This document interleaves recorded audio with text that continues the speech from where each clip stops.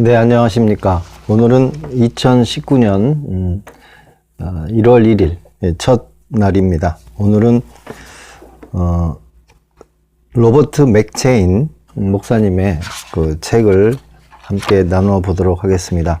로버트 머레이 맥체인 목사님은 19세기 스코틀랜드 역사에서 가장 경건한 목회자로서 꼽히는 로버트 머레이 맥체인은 1813년 5월 21일 스코틀랜드 에든버러 더블린가에서 5남매 중 막내로 태어났습니다.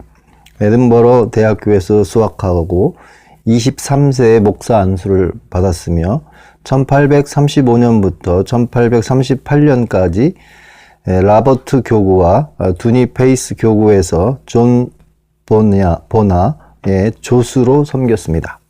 그 뒤 던디의 성 베드로 교회에서 하나님과 모든 영혼을 사랑하는 목사로 섬기다가 1843년 3월 25일 29세의 짧은 나이에 발진 티푸스 병으로 하늘의 부르심을 받았습니다. 이후 맥체인의 경건한 삶과 사역의 결과물들은 맥체인의 벗들이 낸 회고록이나 후대 믿음의 후배들이 내는 전기를 통해 전해지고 있습니다. 이처럼 이 땅에서 맥체인의 삶은 짧았을지라도 맥체인이 뜨겁게 전했던 그리스도에게로 초대하는 구원의 외침은 아직도 살아서 널리 울려 퍼지고 있습니다. 맥체인에 대한 책으로는 로버트 맥체인 회고록과 로버트 맥체인 등이 있습니다. 자, 오늘은 그 맥체인 설교집 중에서 마태복음에 대한 내용 중에서요.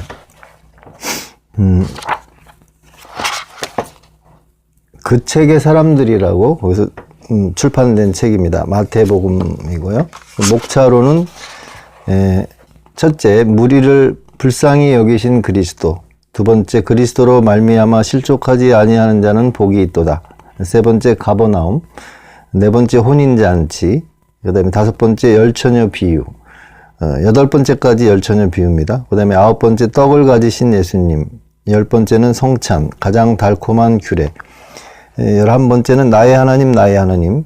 12번째는 찢어진 휘장입니다. 오늘은 열처녀의 비유 중에서 일부를 하려고 합니다. 페이지 87페이지부터 시작이 되는데요. 이게 단락이 이렇게 4개로 나눠져 있습니다. 그래서 시간 되는 데까지 한번 같이 나누어 보도록 하겠습니다.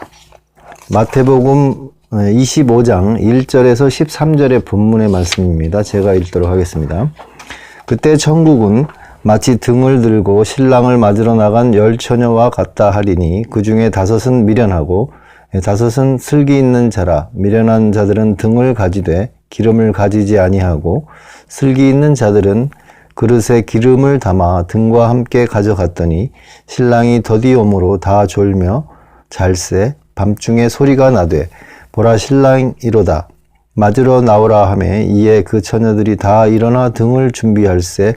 미련한 자들이 슬기 있는 자들에게 이르되 우리 등불이 꺼져가니 너의 기름을 좀 나눠 달라 하거늘 슬기 있는 자들이 대답하여 이르되 우리와 너희가 쓰기에 다 부족할까 하노니 차라리 파는 자들에게 가서 너의 쓸 것을 사라 하니 그들이 사러 간 사이에 신랑이 오므로 준비하였던 자들은 함께 혼인잔치에 들어가고 문은 닫힌지라. 그 후에 남은 처녀들이 와서 이르되 주여 주여 우리에게 열어주소서. 대답하여 이르되 진실로 너에게 이르노니 내가 너희를 알지 못하노라 하였느니라. 그런즉 깨어 있으라. 너희는 그 날과 그 때를 알지 못하느니라. 마태복음 25장 1절에서 13절 말씀입니다. 성경 전체에서 이 비유 말고 여기 모인 여러분들에게 더 잘 들어맞는 비유는 없습니다. 여러분도 열처녀와 같이 모두 두 갈래로 나뉠 수 있습니다.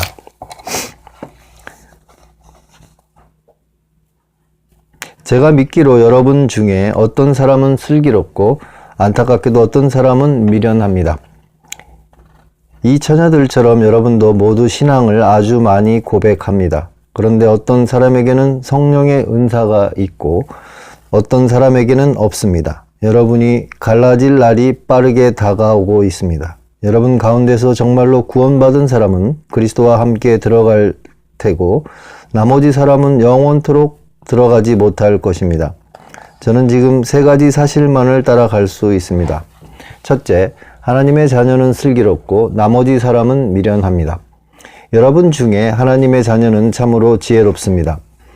첫째, 이것은 세상의 지혜가 아닙니다. 성경은 이 사실을 부인합니다. 형제들아 너희를 부르심을 보라. 육체를 따라 지혜로운 자가 많지 아니하며 능한 자가 많지 아니하며 문벌 좋은 자가 많지 아니하도다.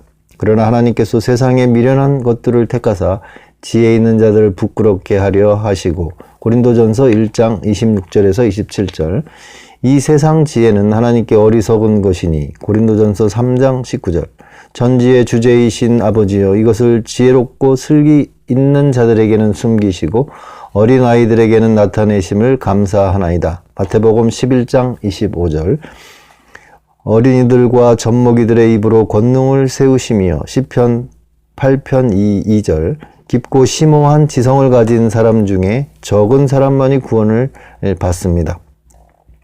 하나님은 배우고 세상 일에 밝고 흥정을 잘하는 사람들을 곧잘 지나치십니다. 그리고 세상이라고는 아무것도 모르는 어린아이나 쟁기질하는 농부 몇 사람을 데려다가 영광으로 이끄십니다.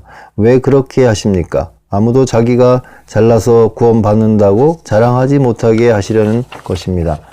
둘째, 그래도 하나님의 자녀는 지혜롭습니다. 이 세상에서 유일하게 지혜롭습니다. 하나님의 자녀는 사물을 있는 그대로 보기 때문입니다. 여러분이 그저 신앙 고백만 하는 사람이라면 사물을 있는 그대로 못 봅니다. 시간, 여러분은 시간을 있는 그대로 못 봅니다. 시간은 영혼의 문턱입니다. 여러분은 시간이 얼마나 짧은지 못 봅니다. 70년도 눈 깜빡할 사이입니다. 여러분은 시간이 얼마나 빨리 지나가는지 못 봅니다. 시간은 쾌속선 같이 먹잇감을 낚아채러 가는 독수리 같이 지나갑니다.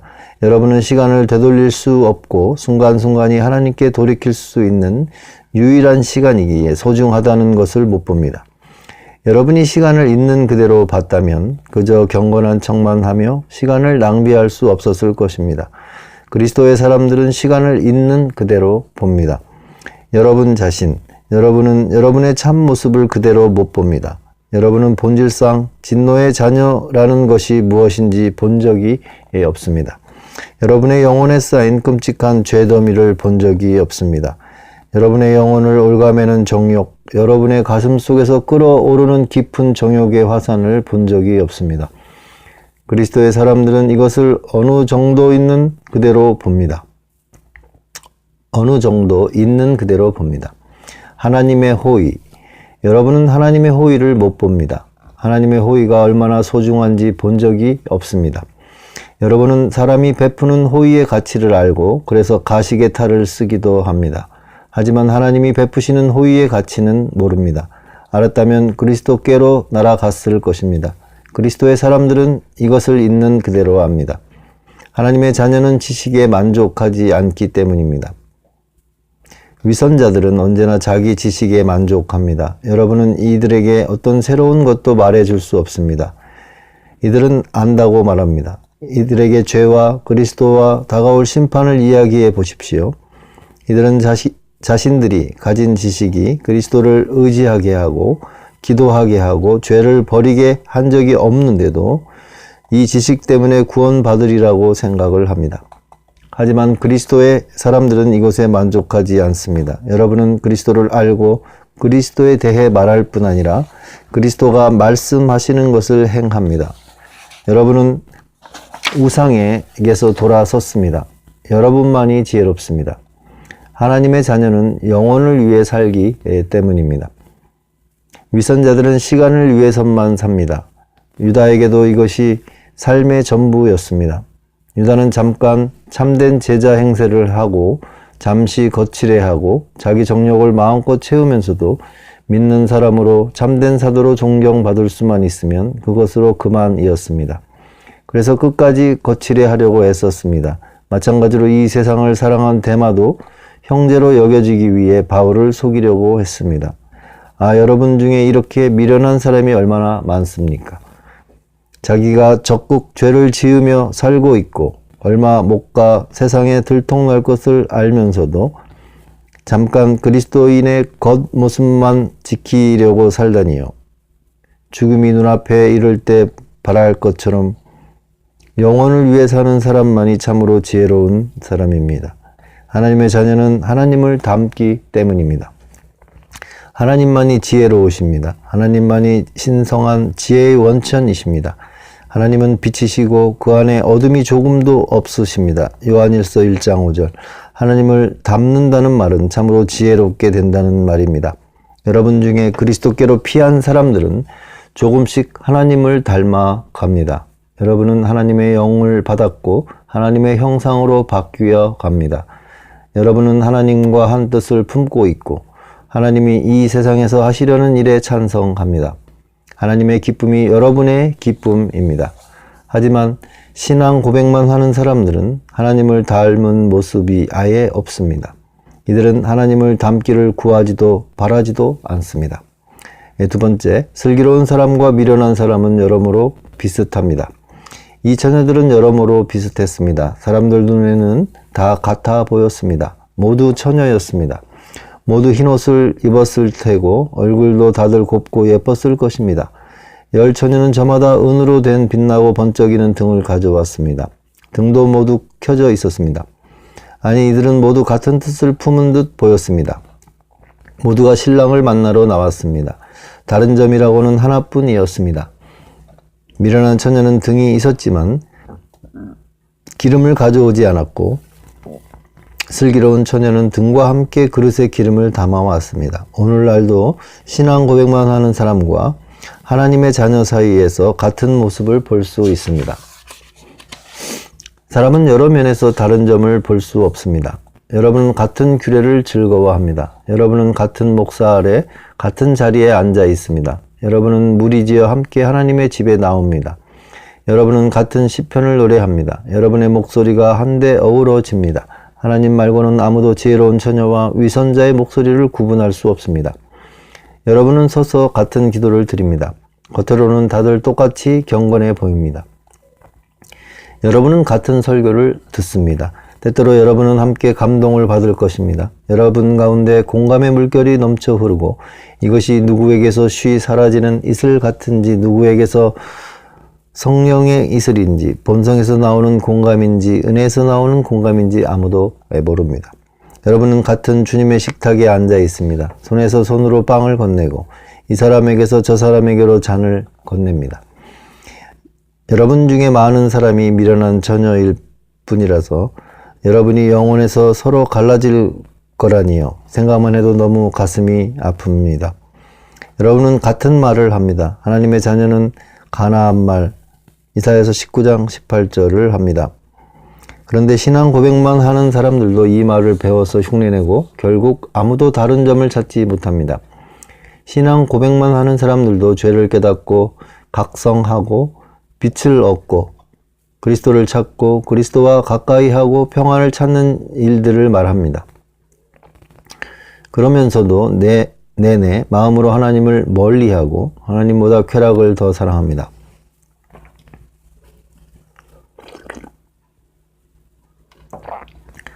불모대는 그리스도와 거듭남과 성령에 대해 밤낮 이야기한 많은 사람의 혀를 축일 물이 한 방울도 없을 거라니요. 생각만 해도 너무 슬픕니다. 여러분은 같은 기도를 합니다. 하나님의 자녀된 커다란 표지 하나는 기도입니다. 하나님의 자녀는 기도를 좋아합니다. 그가 기도하는 중이니라. 사도행전 9장 11절. 그런데 살았다 하는 이름을 가졌으나 죽은 신앙 고백자들은 이것마저 흉내냅니다.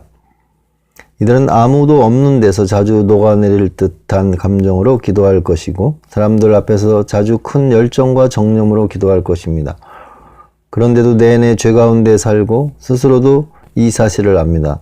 여러분 중에 그 기도 소리가 자주 들렸던 많은 사람이 주여 주여 우리에게 열어주소서 11절 외치고 산과 바위에게 하나님과 어린 양의 진노에서 우리를 가려달라고 외칠지 모른다니요. 계시록 6장 16절. 너무 슬픕니다.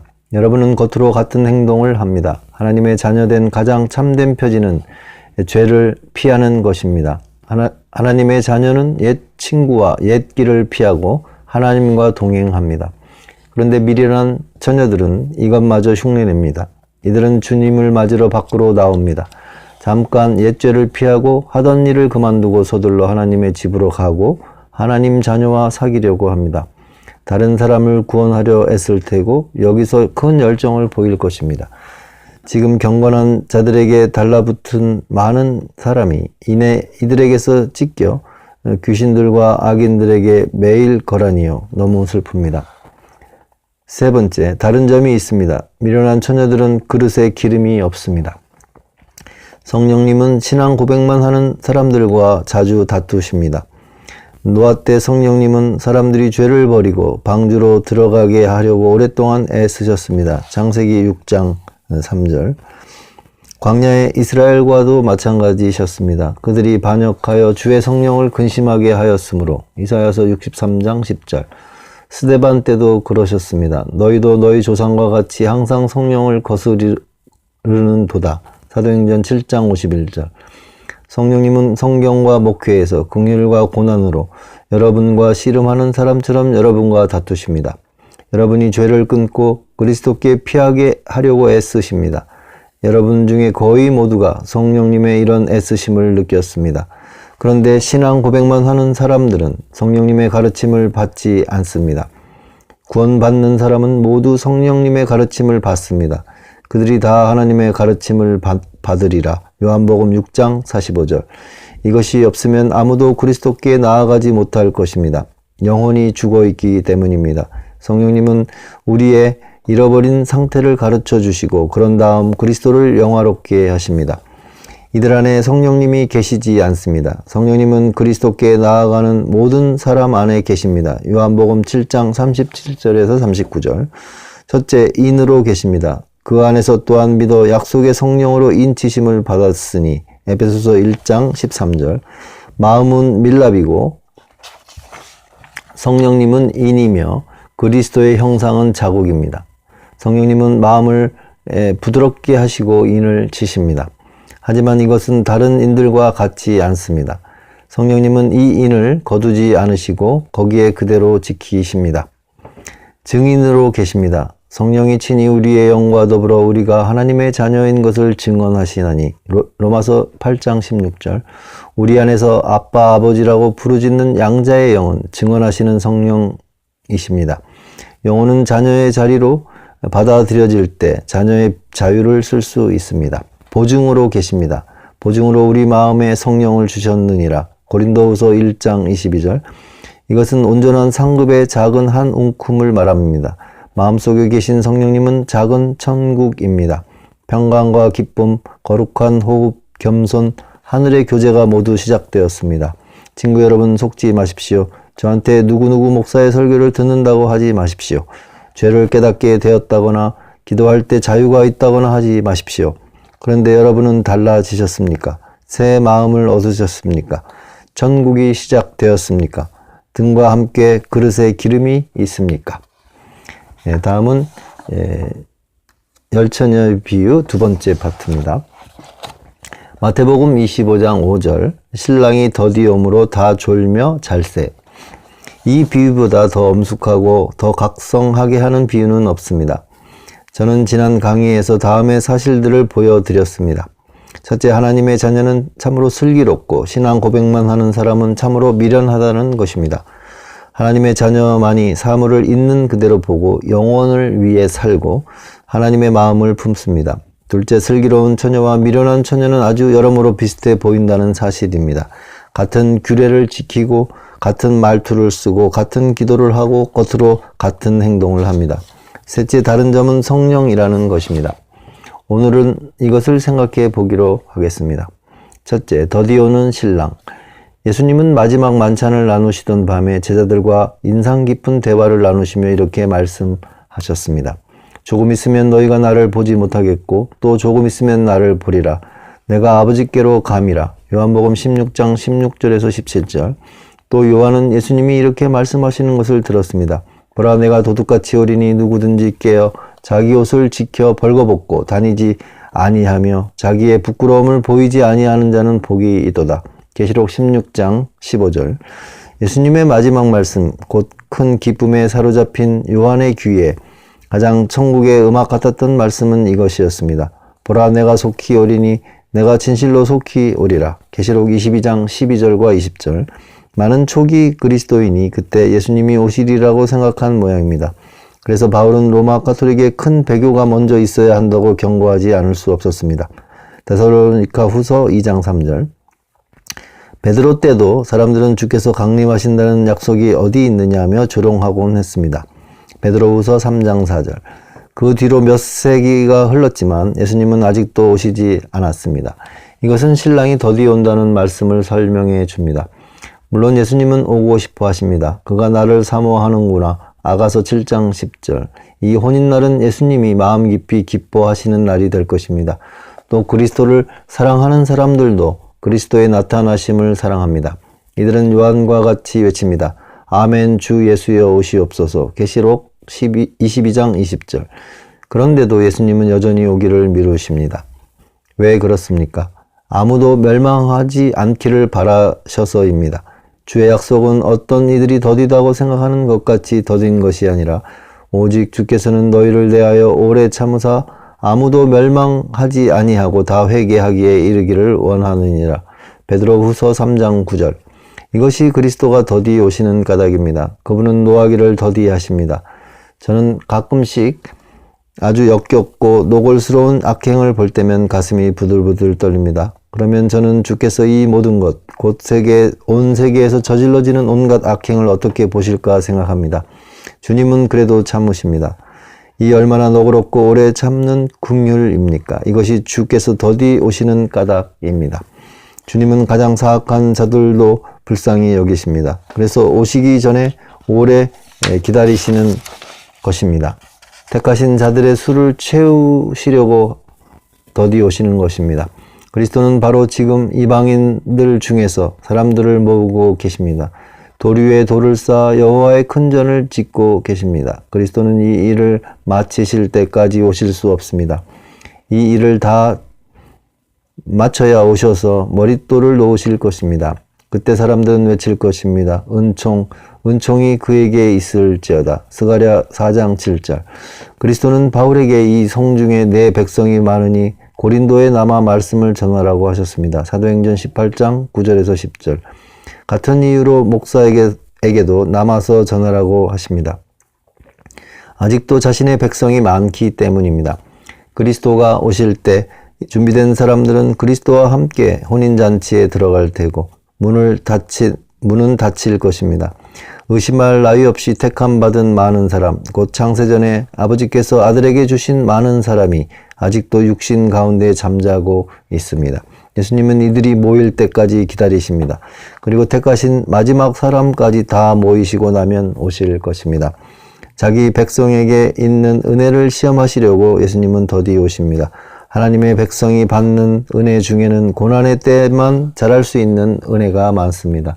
뜰에는 더 잘 자라게 하려고 발로 밟는 식물이 있습니다. 하나님의 자녀가 받는 많은 은혜가 그렇습니다.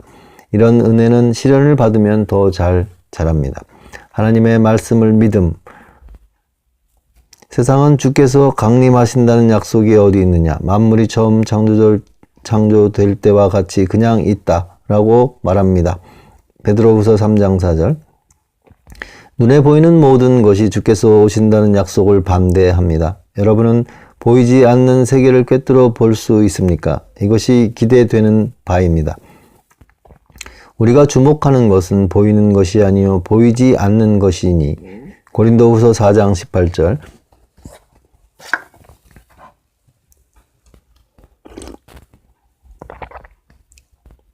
이것이 신랑이 더디 오시는 한 가지 까닭입니다. 곧 믿음이 자라게 하시려는 것입니다.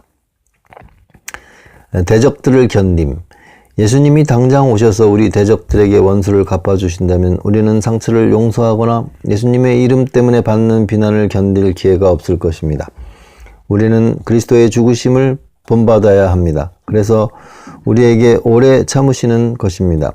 영혼들을 불쌍히 여김. 이것은 그리스도의 성품 가운데 가장 두드러진 특징이었습니다. 이 성품 때문에 영광의 보좌에서 내려오셨고 감람산에서 눈물을 흘리셨습니다. 여기서도 그리스도와 같이 되는 것이 우리의 의무입니다. 하지만 우리가 그리스도를 닮을 수 있는 시간은 지금뿐입니다. 예수님이 오셔서 원수들을 발로 밟으실 때는 만국의 왕이시여 주의 길이 의롭고 참되시도다 라고 외칠 것입니다. 계시록 15장 3절. 예수님이 더디 오신다고 놀라지 마십시오. 두 번째, 다 졸며 자는 처녀들. 이 말씀은 해석이 여러 갈래로 갈려왔습니다. 저는 가장 단순한 해석, 곧 그리스도가 오시기 전에 모든 기독교회가 깊은 잠에 빠지리라는 해석이 참이라고 믿습니다. 성경은 위선자뿐 아니라 참된 신자도 잠든다는 사실을 보여줍니다. 그래서 우리는 사도들이 변화산에서 또 겟세마네에서 잠든 것을 봅니다. 바울도 로마 성도들에게 자다가 깰 때가 벌써 되었다고 외칩니다. 로마서 13장 11절. 그리스도인은 어떻게 잠듭니까? 눈이 감기기 시작합니다. 죄인이 처음 그리스도께 인도받을 때 눈이 뜨입니다. 그래서 시간이 눈 깜짝할 만큼 짧고 세상이 덧없고 모든 것이 헛되고 죄가 극도로 죄악되다는 것을 보게 됩니다. 죄인은 죄가 귀신들처럼 자신을 아주 에워싸고 있음을 보게 되고 자신이 지옥에서 벗어났다는 사실에 놀랍니다. 그런 다음 모든 아름다움과 충만함과 영광 가운데 계시는 그리스도를 보게 됩니다. 그러나 잠든 사람에게는 이제 이 모든 것이 흐릿해지기 시작합니다. 눈에 보이던 것이 모두 가려집니다. 영혼은 시간이 짧고 세상이 부질없고 죄가 추악하다는 것을 더는 못 보고 그리스도의 영광도 더는 못 봅니다. 귀는 그리스도가 두드리시는 소리를 듣지 못합니다. 한때 귀는 그리스도의 목소리를 들었습니다. 그는 수많은 목소리 가운데 그리스도의 목소리는 달콤하고 강력했습니다. 이제 영혼은 듣고도 못 들은 척합니다. 내가 옷을 벗었으니 어찌 다시 입겠으며 내가 발을 씻었으니 어찌 다시 더럽히랴. 아가서 5장 3절. 잠자는 사람은 꿈을 꿉니다. 마찬가지로 영혼은 우상, 곧 헛된 망상과 어울리기 시작합니다. 처음 일깨움을 받을 때 영혼은 내가 다시 우상과 무슨 상관이 있으리요. 호세아 14장 8절이라고 했습니다. 그런데 이제 하나님의 일과 그리스도가 눈앞에서 사라지자 다시 헛된 우상과 어울리기 시작합니다.